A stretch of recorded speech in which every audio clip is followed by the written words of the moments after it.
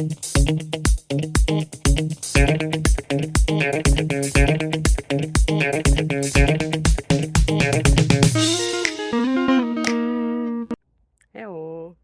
So today is sports day, so it's time to do something for us, for our body, and of course for our mind. So how about this next question?